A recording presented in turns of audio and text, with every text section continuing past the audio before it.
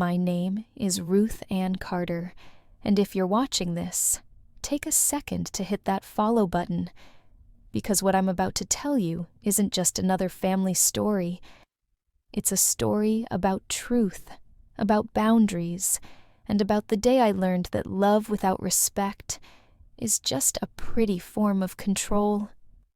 It all began on a bright December morning in Atlanta, Georgia. The house smelled of cinnamon and baked peaches, the kind of scent that makes you believe in peace. My son, Caleb, had invited me over for Christmas for the first time in years. I'd spent all week baking my famous peach cobbler, the one his children, my grandbabies, always asked for. I thought it was going to be a perfect morning. Then came Vanessa, my daughter-in-law, walking into the dining room with that tight smile she wore like armor. "Ruth, maybe next time, let's just stick with store-bought desserts," she said, her tone sugar-coated but sharp enough to cut glass. The laughter at the table froze. Caleb's fork clinked against his plate, and before I knew it, I was standing up, looking her dead in the eye. "If my cooking's such a problem," I said, calm but steady, "then stop calling me every time you need help paying the bills." Sevens. You could have heard a pin drop. That was the moment, Christmas morning, when years of quiet resentment boiled over.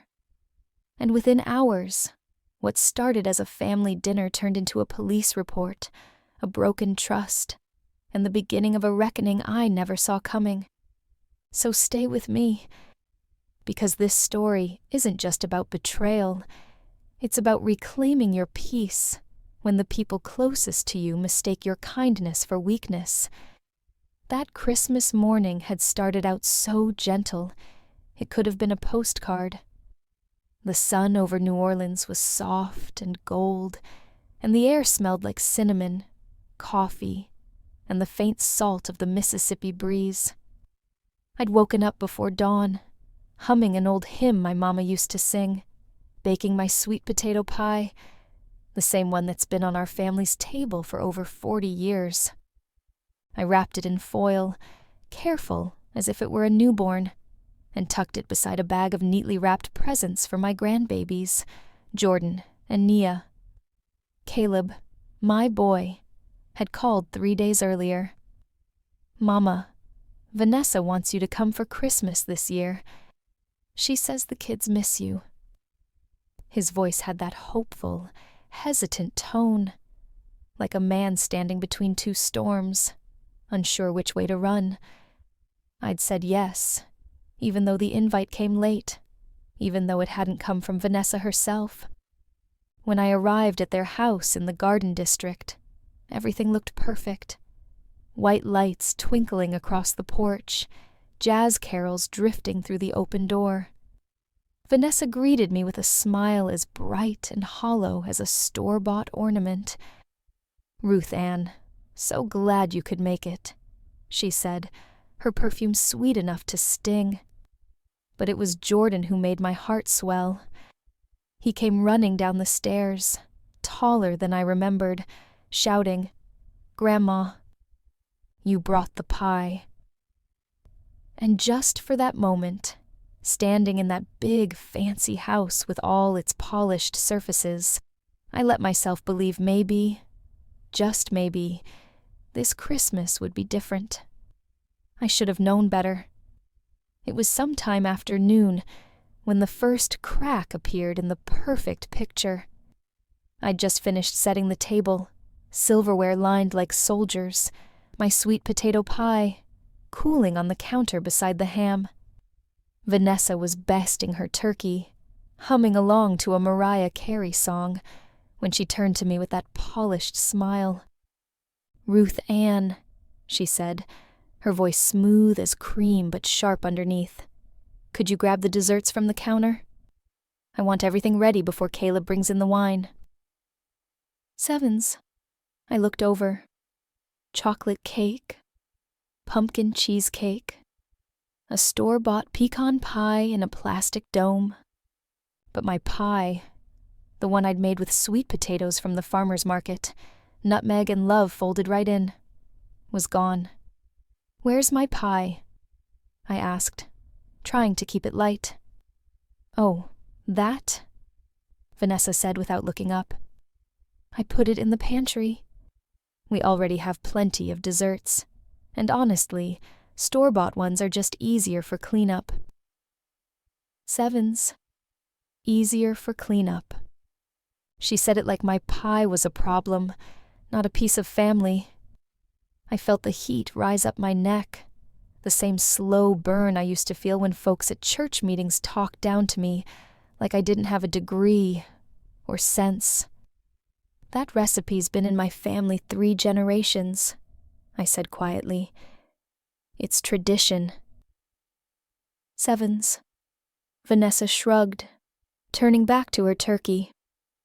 "Well, sometimes traditions get old." Sevens. That one sentence hit harder than I expected. It wasn't about pie anymore. It was about me. The way she said it. Like she was clearing me off the counter, too. From the living room came the sound of laughter. Caleb and the kids playing a game. I looked toward the doorway, wondering how something could sound so warm and feel so cold at the same time. That's when I knew this Christmas wasn't going to be about family. It was going to be about survival. Mine. And honey, that pie wasn't the only thing she'd tried to put away.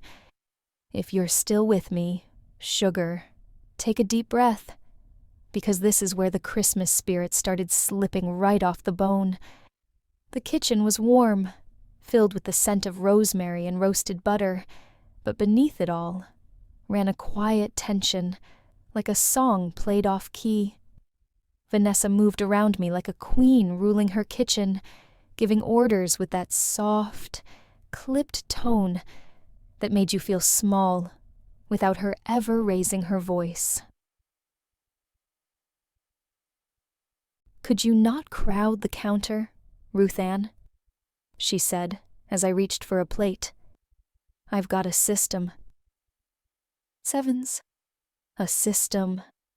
Lord, I'd been cooking Christmas dinners since before that woman could spell cranberry sauce, but I stepped back anyway, folding my hands, pretending I didn't notice the look she gave me, the kind women give when they've already decided you don't belong. She started in again, stirring her gravy like she was working through a grudge. "You know, Caleb likes things done a certain way now. He's big on schedules." Sevens. "Oh, I know my son," I said, smiling. "He never met a schedule he didn't try to escape." Sevens. She laughed. High, brittle, fake. Maybe that's why I have to keep things organized. Sevens. Then she turned to me, spoon in hand, eyes sharp.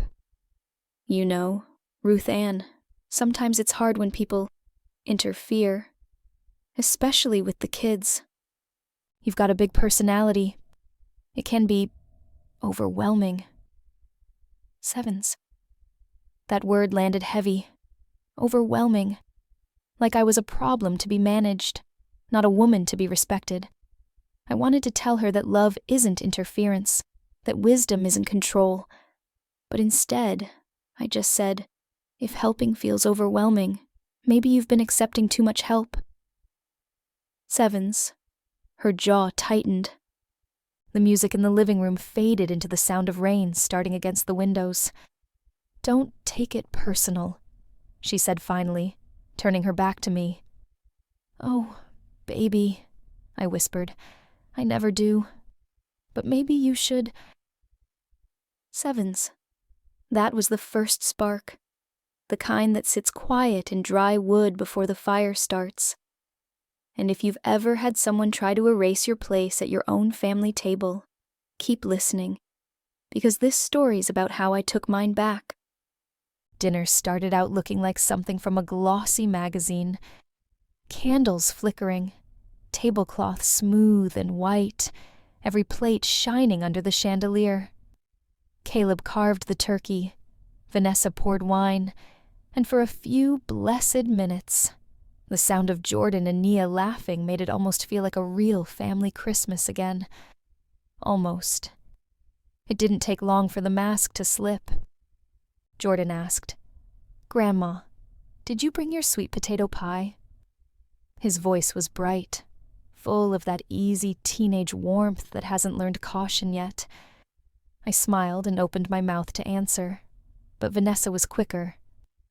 "Oh, honey, Grandma didn't make it this year," she said smoothly, not even blinking.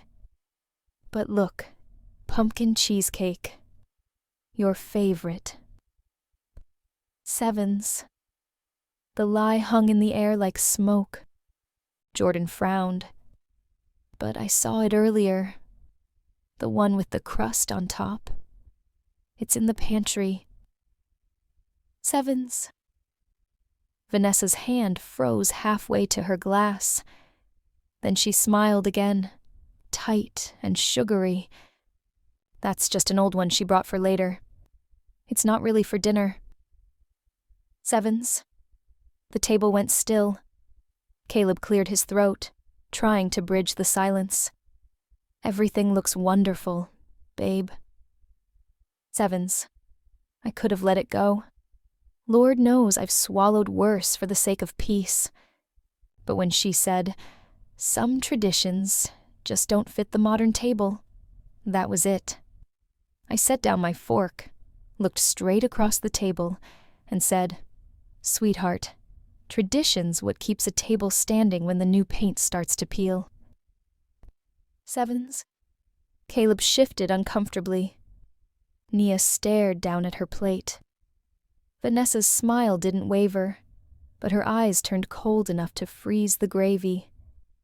"Well," she said softly, "some of us like to move forward, not live in the past." Sevens. I took a slow sip of water. "Then maybe you should stop asking the past to pay your bills." Sevens. The clink of silverware stopped.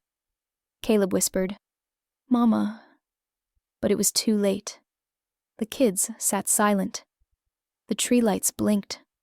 Outside, thunder rolled low and slow, like the earth itself was holding its breath.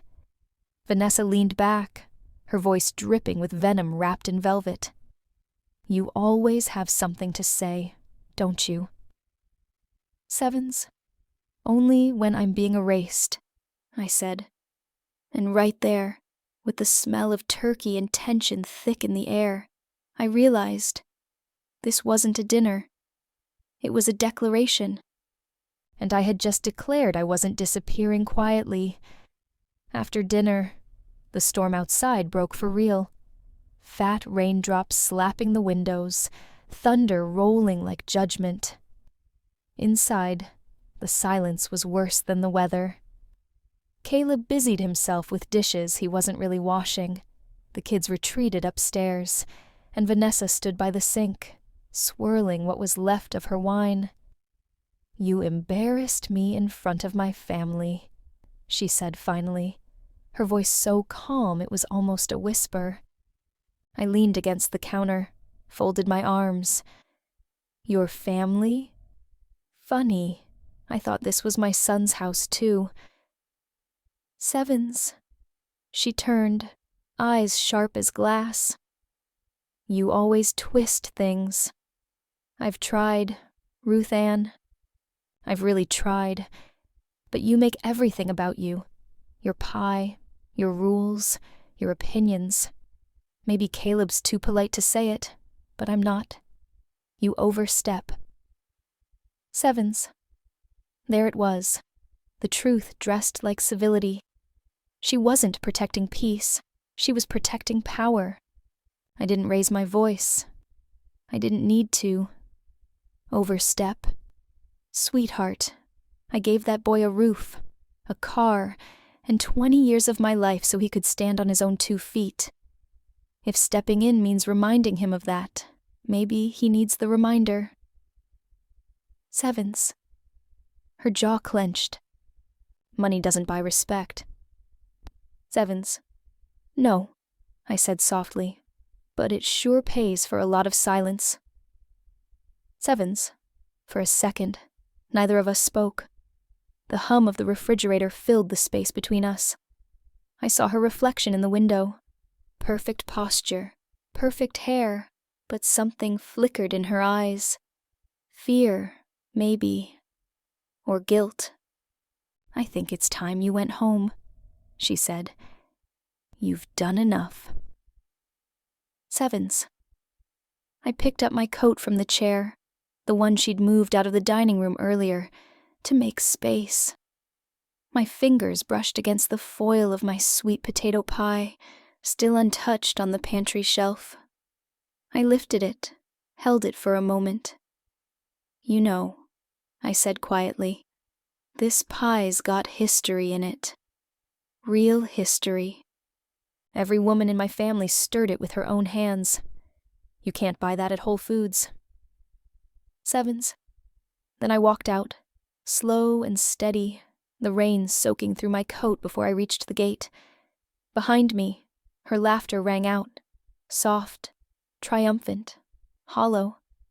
But I wasn't angry. Not yet. Just empty. And that kind of empty. That's where something fierce starts to grow. The next morning, I woke up to the sound of knocking, hard, urgent, and way too early for a Sunday after Christmas. The kind of knocking that makes your stomach twist before your mind catches up. When I opened the door, there she was. A police officer in a rain-slick jacket, hat pulled low, badge shining dull in the gray light. Ma'am, are you Ruth Ann Carter? She asked. Yes, ma'am, that's me. Sevens. I'm Officer Denise Hall with NOPD. We received a call from your daughter-in-law, Mrs. Vanessa Moore Carter. She claims there was a verbal threat made last night. We just need to ask a few questions. Sevens. For a moment, I just stood there, gripping my robe, trying to steady the shake in my hands. Verbal threat. My own daughter-in-law. I invited her in, because my mama raised me right. The coffee was still warm in the pot, so I poured her a cup. She hesitated, then took it, because the smell alone could have softened a judge. Mind if I ask what she said? I asked. She alleges you raised your voice, became aggressive, and threatened to make her regret something about the dinner. Sevens. I let out a small laugh, quiet, bitter, more sigh than sound. Aggressive. Honey, the only thing I raised last night was the pie I carried out the door. Sevens. The officer cracked a hint of a smile, but stayed professional. Do you have anyone who can verify your side? Sevens. My son was there, I said. But well, let's just say, he's caught between his wife and his conscience. Sevens. I showed her my phone, the text from Caleb sent at 11. 42 po. Mama, sorry about everything. Vanessa's upset. Let's talk later. Sevens. Officer Hall nodded slowly, her eyes kind but careful. I believe you, ma'am. But we still have to file a report. Sevens. That's all right, I said, sitting down at the kitchen table. You do what you have to do. I've spent my whole life being called difficult when I was just defending my place. Another report won't hurt me. Sevens. When she left, I stared out at the street, rain still falling, washing the city clean. Somewhere across town, Vanessa was sipping her latte, rehearsing her story. But she'd just made one mistake, calling the law on a woman who still knew how to fight fair. And Lord help her, I was just getting started. That afternoon, the air in New Orleans felt heavy, like it knew too much. Clouds sagged low over the rooftops. the kind of gray that presses down on your bones. I sat at my kitchen table, a stack of old bills and bank statements spread out before me, the edges curling from humidity and time. I wasn't planning on digging into anything. Not at first. I just wanted to calm my mind, prove to myself that Vanessa's little drama was done and dusted. But something about that police visit, something about hearing my name tangled in her lies, lit a fuse I hadn't felt in years. So I started looking, first at my checkbook, then my bank app, then a thick folder I keep under the bread box where no one but God and I ever look. I flipped through copies of the money transfers I'd sent Caleb and Vanessa over the years, for the kids' school, for the down payment, for the plumbing emergency. Little kindnesses that had added up to something ugly. $68,420. Lord have mercy. The number hit me like a gospel note that goes straight through your ribs. I sat there, pen frozen in my hand, realizing that I hadn't been supporting my family. I'd been financing my own disappearance. Every dollar, every thank you, every "we'll pay you back soon" had built a wall between us, one polite text at a time. And then came the receipts. I'd saved one from last spring, Vanessa's signature on a high-end furniture delivery, another for more consulting. A company name I didn't recognize, but sure sounded familiar. I searched it on my phone, and wouldn't you know, it was registered to an address just outside Baton Rouge. The name on file, Vanessa Moore Carter. So she hadn't just lied to me. She'd built a little empire out of it. I felt the anger rise, slow and steady, but beneath it was something colder. Clarity. The kind you don't pray for but get anyway. The phone rang. Caleb. I almost didn't answer, but curiosity beat pride. "Mama," he said softly, voice tired. "Vanessa's upset. She said the police came by."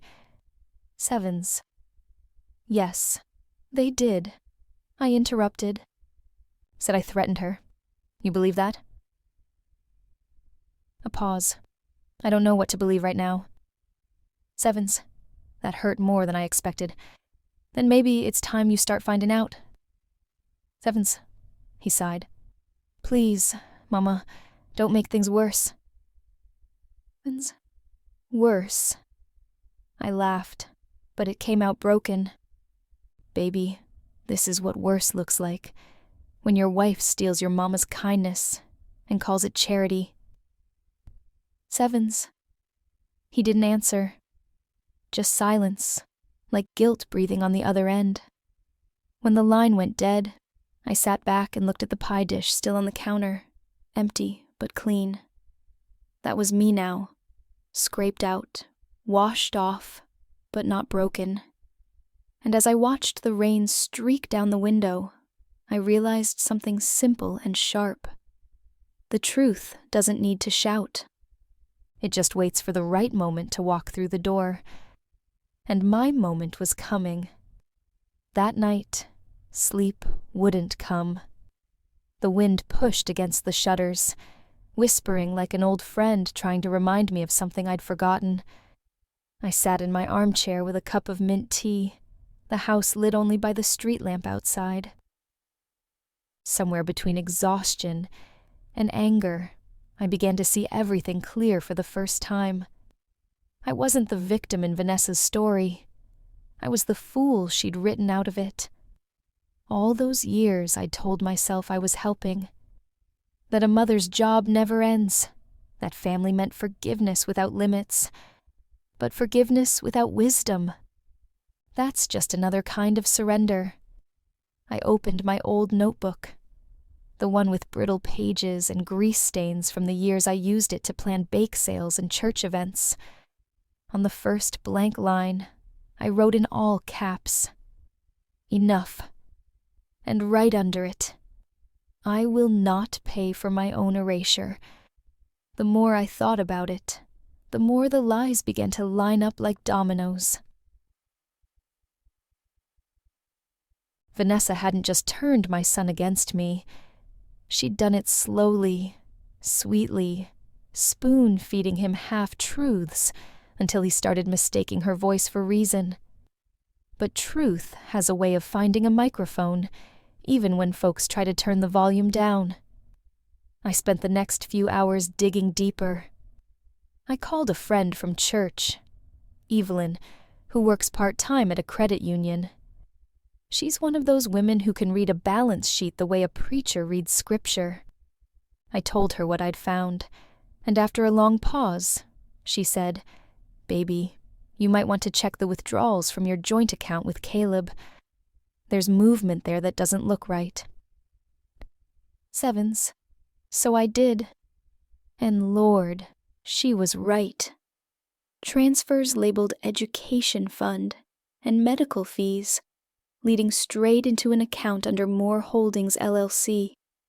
That was the moment my anger stopped feeling like pain and started feeling like purpose. I wasn't going to shout. I wasn't going to throw plates or call Vanessa names.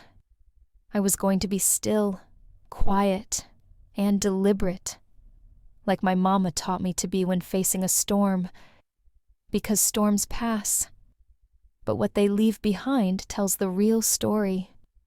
I closed my notebook, smoothed the page, and whispered to the empty room, "You picked the wrong woman to steal from. Vanessa Moore Carter." Sevens. Then I reached for my phone and found the number Evelyn had texted me earlier. Detective Maya Thompson, Financial Crimes Division. I didn't hit call right away. Instead, I looked at my reflection in the dark window. Tired eyes, silver hair, a face that had weathered everything from hurricanes to heartbreak. "Mama," I said to that reflection, "it's time you start fighting for yourself." Sevens. Outside, the wind quieted, the streetlight flickered once, and somewhere in that silence, I knew a line had been crossed. I wasn't afraid anymore. I was awake. The next morning dawned bright and heavy, like the air itself was holding its breath. I woke before the alarm, the quiet hum of my refrigerator the only sound in the house. My tea kettle hadn't even whistled yet, when I decided today was the day I stopped letting fear make my choices. I called Detective Maya Thompson just after 9. Her voice was calm but sharp, like someone used to walking straight through other people's chaos. "Mrs. Carter," she said, "I was hoping you'd call. You ready to do something about this?" Sevens. "I'm ready," I told her. "But you'll have to tell me how." Sevens. She asked me to come down to the Atlanta Police Department to talk in person. So I gathered everything: bank statements, handwritten notes, copies of checks, and a little notebook full of things I'd noticed but never said aloud. My handwriting looked shaky in some places, angry in others. Still, it told the truth. The drive downtown was slow. Traffic rolled like syrup under the spring sun. I watched the city pass by: churches, corner stores, brick homes with porches that reminded me of summers long gone. This city had raised me, taught me to be kind but not foolish, strong but never cruel. And somehow, along the way, I'd forgotten that balance. The precinct was busier than I expected. Phones rang, officers moved quickly, papers shuffled everywhere. When Detective Thompson met me, she wasn't in a suit like I'd imagined. She wore jeans, a leather jacket, and the kind of expression that said she'd seen enough nonsense for 3 lifetimes. "Let's start from the beginning," she said, leading me to a small interview room with blinds, that tilted just enough to let in sunlight. So I told her everything. I told her about Vanessa, the sweetness that always tasted a little too polished, the way she'd smiled while quietly taking control of our family's finances, the slow erosion of trust. I told her about the Christmas dinner, the words that cut deeper than they sounded, and the way Vanessa turned my own son into a bystander in his mother's humiliation. Detective Thompson didn't interrupt once. She just nodded, took notes, and let me talk until the weight started to lift. When I finished, she closed her notebook and said, "Mrs. Carter, I need you to hear me. You're not crazy, and you're not overreacting. This isn't just family tension. It's control. It's manipulation. And from what you've told me, it may also be a crime." Sevens. Her words hit like fresh air after being underwater too long. She continued, "We've been tracking someone who fits your daughter-in-law's description. Different names, different cities, similar patterns. If Vanessa Moore Carter is the same woman, this might be bigger than your household." Sevens.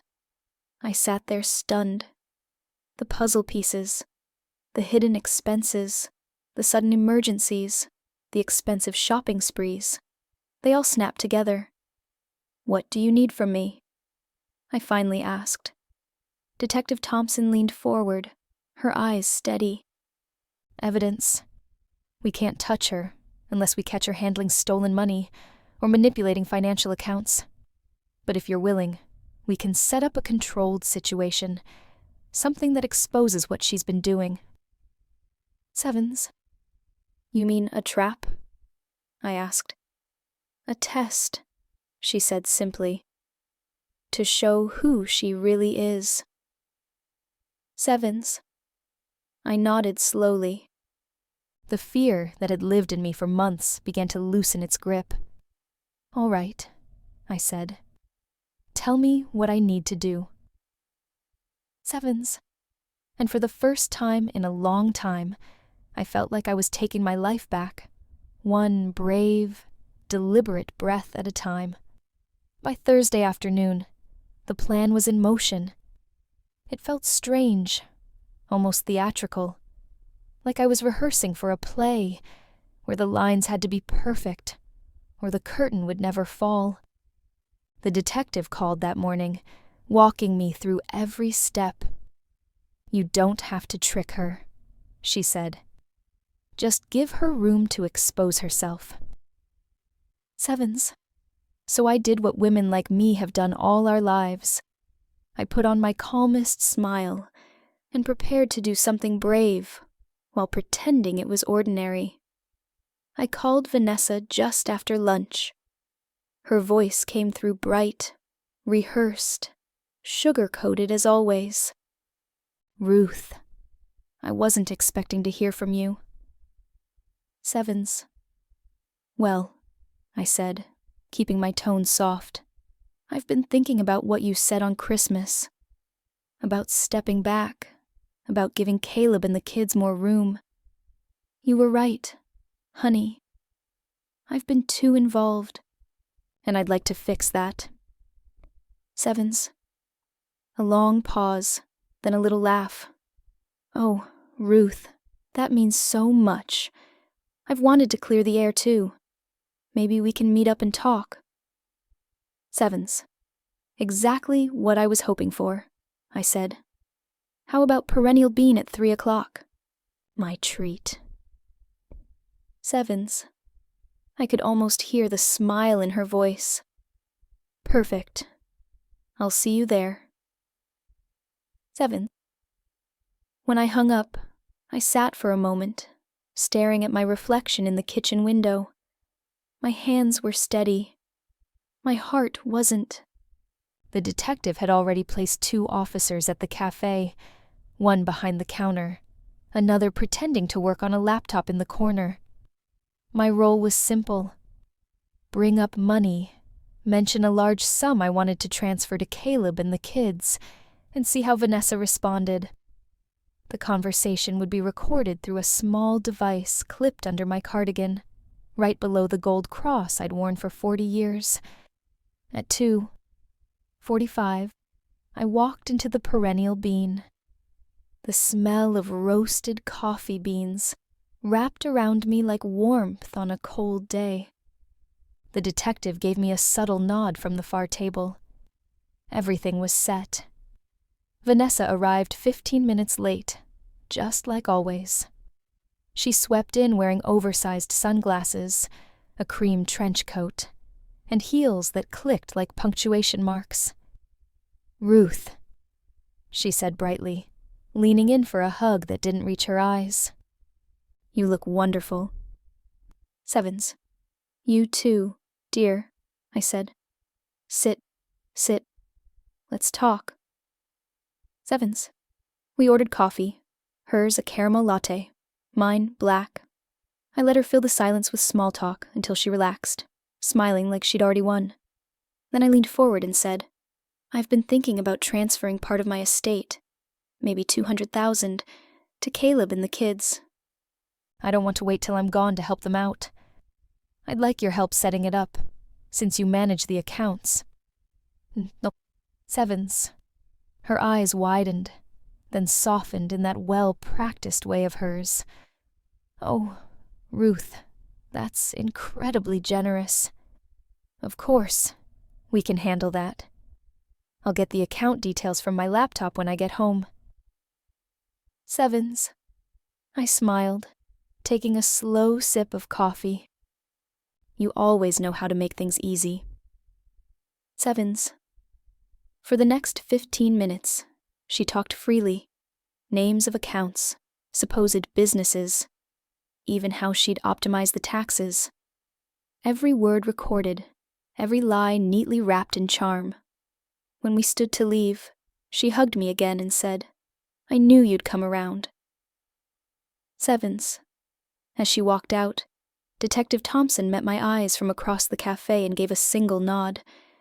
The trap was set. And for the first time, I didn't feel afraid. I felt ready. The next morning broke soft and gray, the kind of Atlanta dawn that feels more like a whisper than a beginning. I hadn't slept much. My dreams were full of unfinished conversations, of Vanessa's smile hovering between sincerity and deceit. The world outside looked calm, but inside me, a storm was building, quiet, focused, righteous. At 7:42 Nim. My phone buzzed. It was Detective Maya Thompson. "Mrs. Carter," she said, her voice clipped but kind. "We got what we needed. Those accounts your daughter-in-law mentioned yesterday. They're fraudulent. We traced 2 of them to a shell company registered in Texas. She's been doing this for years." Sevens.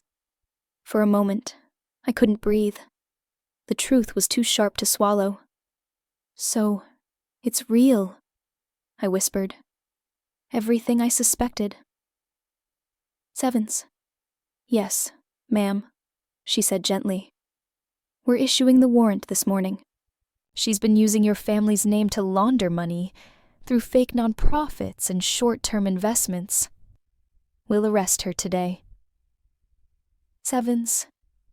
The line went quiet after that.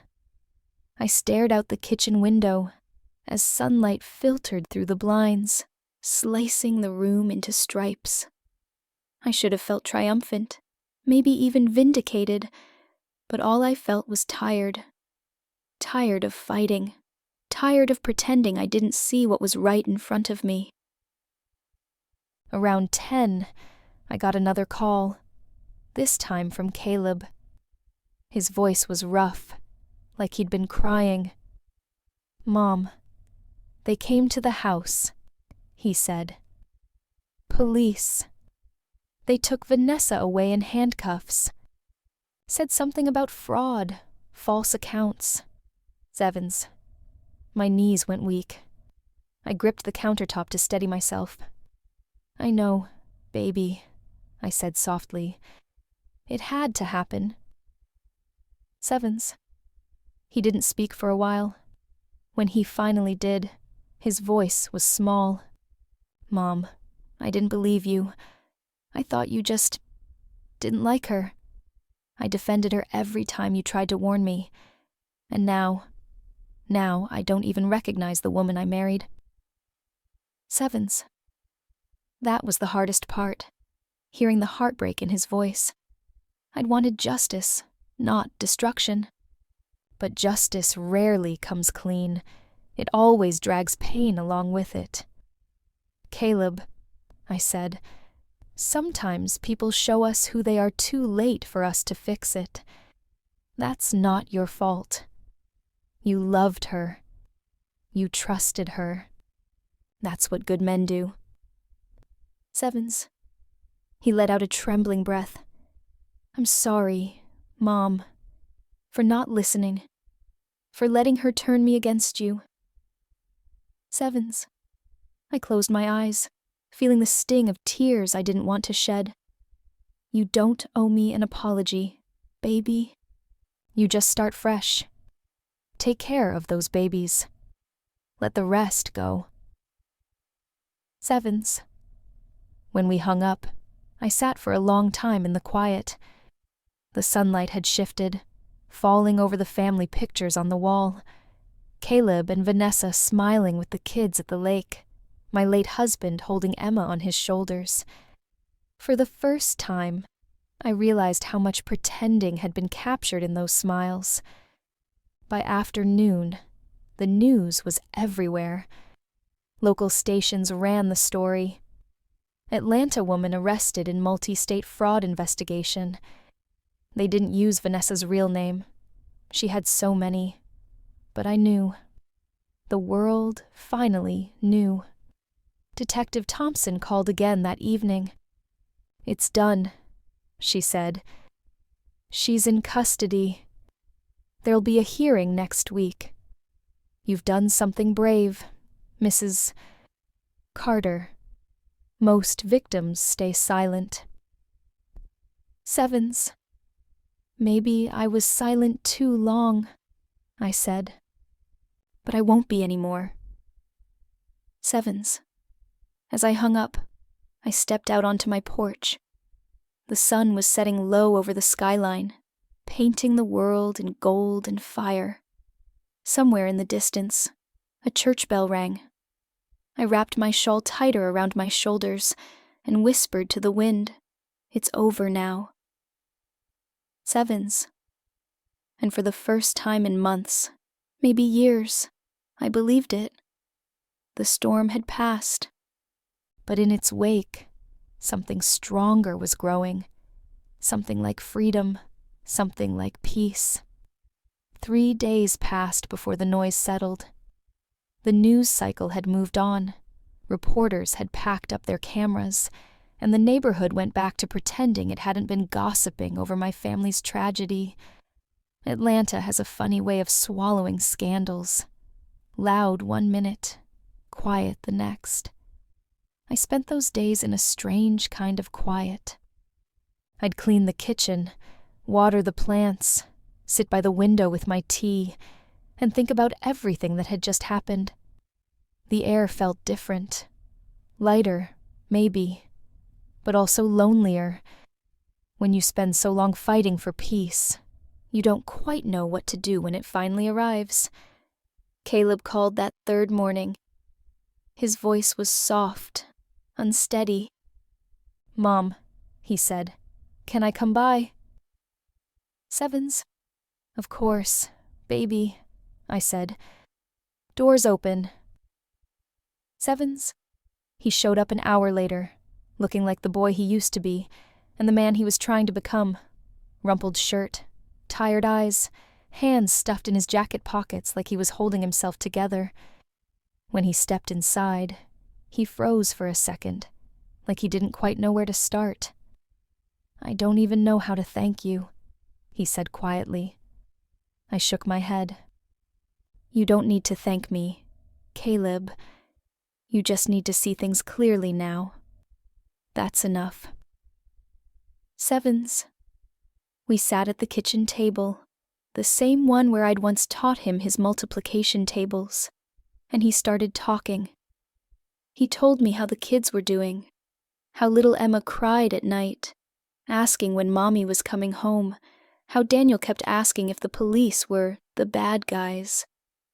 He said he'd found a second phone Vanessa kept hidden, full of messages from strange men and bank notifications tied to names he didn't recognize. I should have known, he whispered. There were so many signs. I just didn't want to believe it. Sevens. I reached across the table, took his hand. That's not weakness, son. That's love. The kind that trusts too much, forgives too easily. I did the same thing for years with your father. Different kind of hurt, same kind of blind spot. Sevens.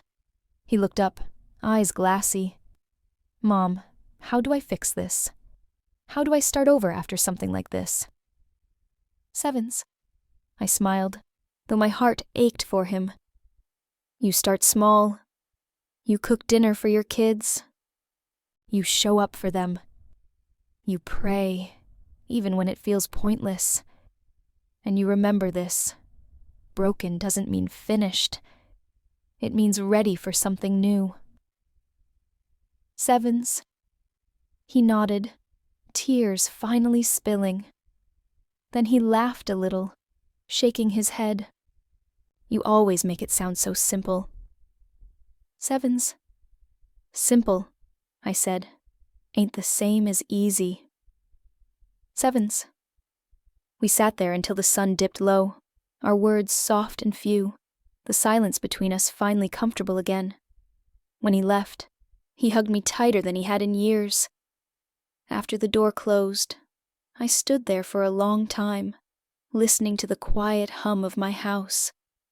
For the first time in a long time, I didn't feel like the broken piece of someone else's story. I felt like the beginning of my own.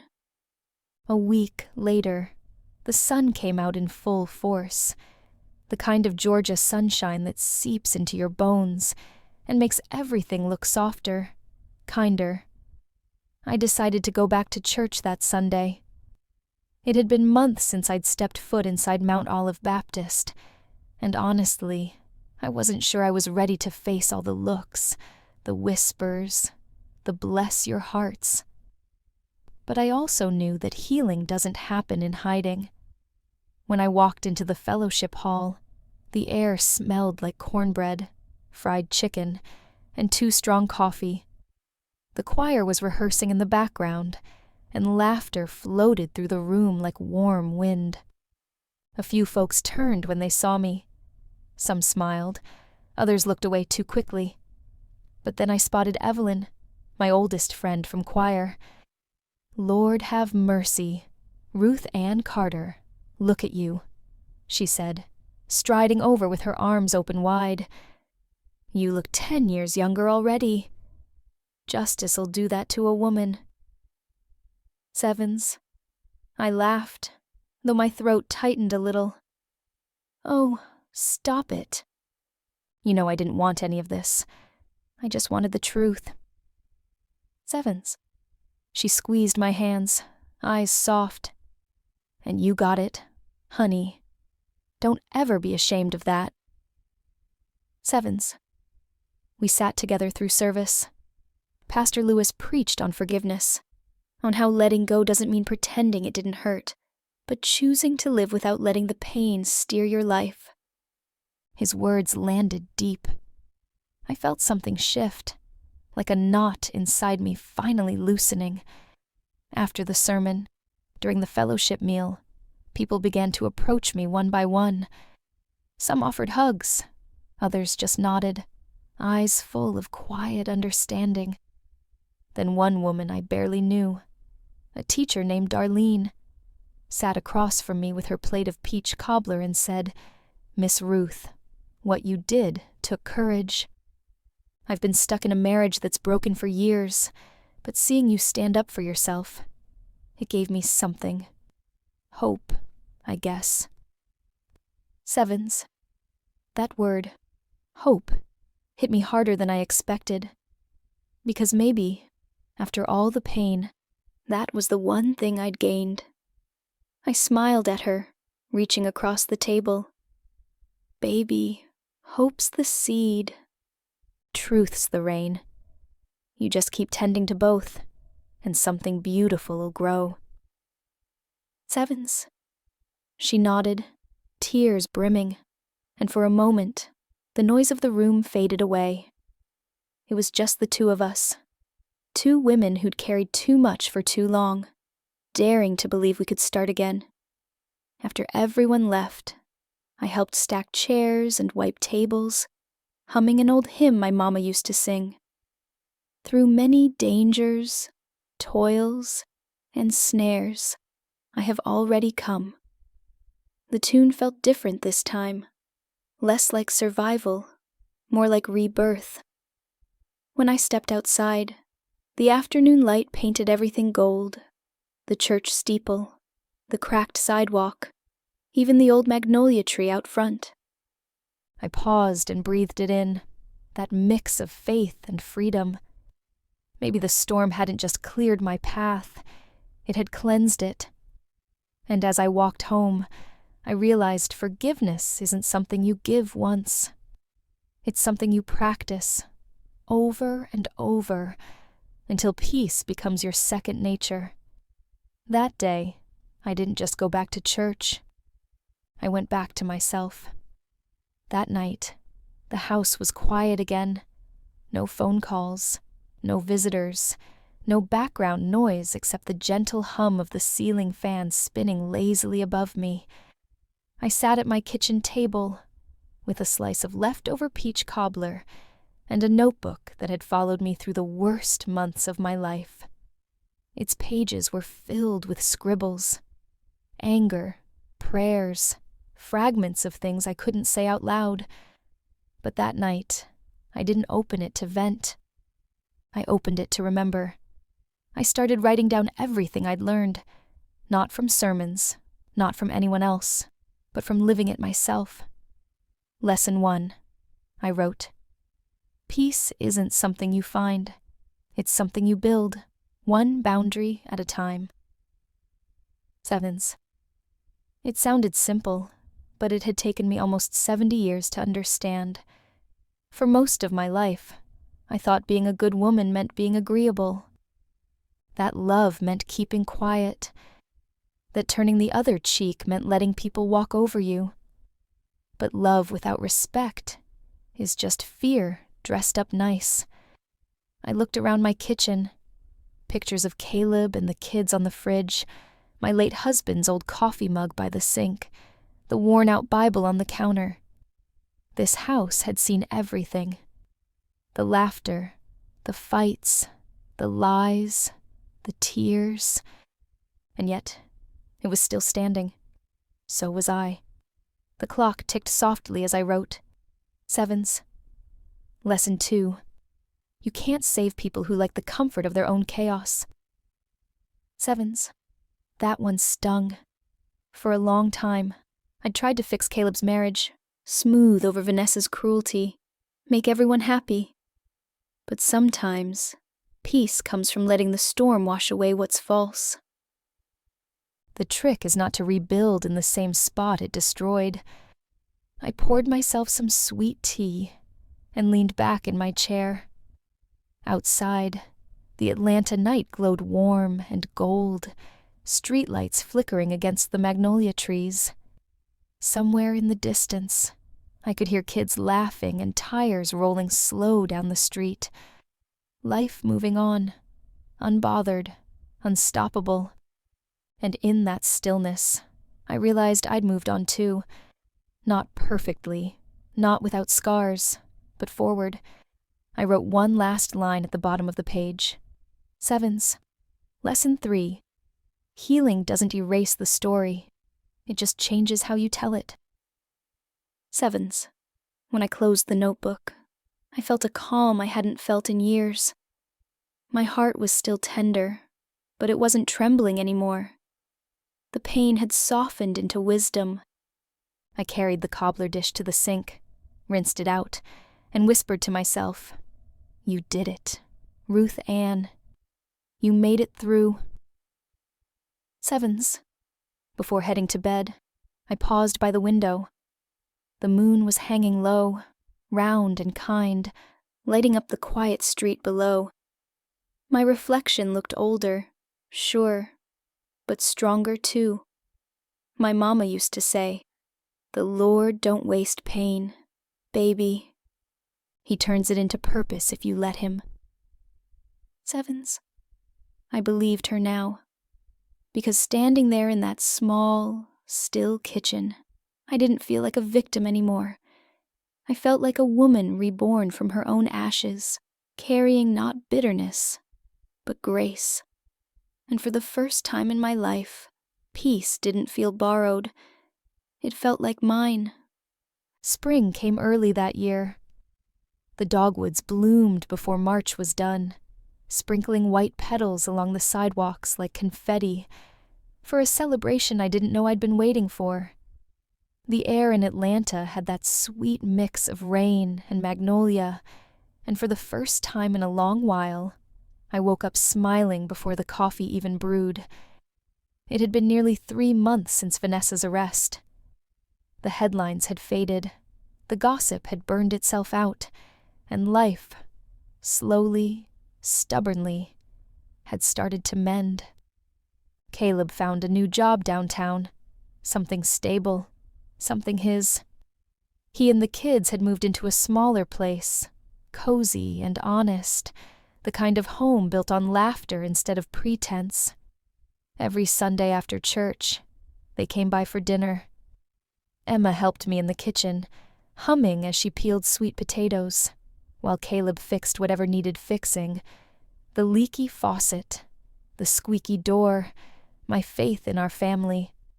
One evening, as the golden light streamed through my curtains, Caleb said quietly, "Mom, you know what's funny? I used to think peace meant keeping Vanessa happy. But it's this. Being here, hearing Emma laugh, watching you stir that old pot. That's peace." Sevens. I smiled at him, my heart swelling with both pride and ache. "Sometimes," I said, "it takes losing the wrong thing to remember what the right things feel like." Sevens. He nodded, eyes glassy but sure. After dinner, I sat on the porch with my tea, listening to the sounds of my neighborhood, kids riding bikes, the hum of cars, someone playing blues down the street. It all felt real again. Life hadn't gone back to what it was. It had gone somewhere better. I was still Ruth Ann Carter, 68 years old, with laugh lines and silver hair, and a story that had nearly broken me. But now, that story belonged to me again. And every morning, when I looked in the mirror, I didn't see the woman who'd been betrayed. I saw the woman who chose to rise anyway. A few weeks later, I was invited to speak at a women's gathering at the community center, an event for mothers, grandmothers, and daughters, about rebuilding trust after betrayal. When the organizer called, I almost said no. Talking about what happened meant reopening wounds I'd finally managed to let heal. But something inside me whispered, "Your story isn't just yours anymore." Sevens. So that Saturday, I put on my best floral dress, the one with the blue daisies, and went. The room was warm with chatter and the smell of coffee. Women of all ages filled the folding chairs. Nurses, teachers, retirees, a few single moms holding babies on their laps. The kind of women who knew about sacrifice, silence, and strength the world never clapped for. When it was my turn, I stood at the front, my hands trembling only slightly. "My name is Ruth Ann Carter," I began, "and for a long time, I thought love meant giving until you were empty. The room went quiet, every eye fixed on me. I told them about Vanessa, not the tabloid version, but the truth. The slow erasure, the manipulation, the way I'd mistaken guilt for grace. I told them about the night I chose to stop being quiet, and how terrifying and freeing that choice had been. When I finished, no one clapped right away. They just sat there, breathing it in. Then one woman in the back, gray hair tied with a red scarf, stood up and said, "You just told my story, Miss Ruth." Sevens. Another woman wiped her tears. Mine too. Sevens. And just like that, the room shifted. Women began sharing pieces of their own hurt. Stories of children lost to addiction, marriages that broke under silence, families that forgot who held them together. I realized then that truth doesn't divide, it unites. And sometimes, the bravest thing you can do is speak the words someone else is still too afraid to say. When I walked out of that center, the afternoon sun hit my face, warm and full. For the first time, I didn't just feel healed, I felt useful. That night, after the community talk, I came home to a quiet house. The porch light flickered softly, and the air carried that early summer stillness that makes everything feel possible again. I brewed a cup of chamomile tea, sat by the window, and let the day settle in my chest. I thought about all those women, strangers who became sisters in the span of an hour, each of them carrying a story like mine. Some heavier, some quieter, but all threaded by the same truth. Sometimes love asks us to stay, and sometimes it asks us to let go. For years, I'd believed that endurance was the same as strength, that being silent was noble, and forgiveness meant forgetting. But I learned that true strength is saying, enough. It's standing firm when the world tells you to sit down, choosing dignity over approval, peace over pretense. Life doesn't always give you happy endings wrapped in ribbons. Sometimes it gives you lessons written in scars. But those scars, if you tend to them right, turn into maps that show where you've been and remind you never to go back there again. Before heading to bed, I opened my notebook one last time and wrote the final line of my story. Sevens. Freedom isn't given. It's reclaimed. Sevens. Then, I looked straight into the camera on my desk, hit record, and spoke to whoever might be watching. Sevens. If you've ever been made to feel small for speaking your truth, I want you to remember this. Your voice matters. Don't let guilt disguise itself as love. Don't mistake silence for peace. And no matter who tries to dim your light, you have every right to shine. Sevens. I paused, smiled softly, and added, Sevens. If my story touched you tonight, if you've ever walked through something similar, leave me a comment, share your truth, or send this to someone who needs courage to stand up for themselves. And don't forget to like and subscribe if you believe that stories like ours deserve to be heard. Sevens. As I turned off the camera, I felt it again. That quiet, steady peace that comes when you finally stop surviving and start living. Because this time, the story didn't end with pain. It ended with power.